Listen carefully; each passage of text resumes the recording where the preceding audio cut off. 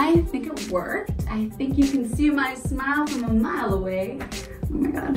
Hey guys, I'm Phoebe. I'm here with In the Know. And today I'm gonna use ingredients that I have lying around the house to try and whiten my teeth. So I've never whitened my own teeth before or really used whitening strips, but this is how they look.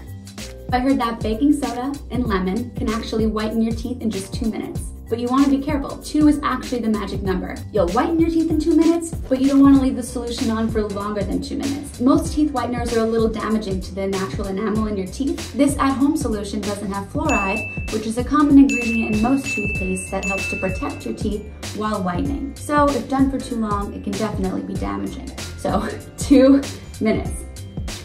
Okay, so let's get started. I'm a little nervous because my teeth are actually sensitive. So I hope it doesn't burn, but I will let you know if it does. It smells potent. All you need is 1 teaspoon of each and then you're good to go.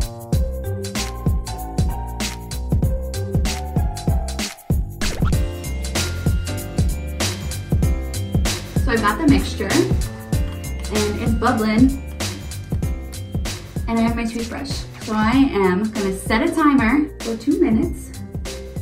Timer set. Let's brush.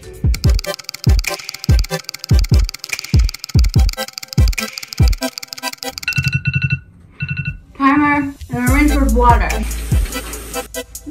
Okay, let's go for the results.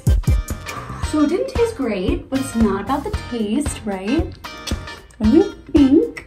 Do you see? Well, it looks pretty bright. It looks pretty good.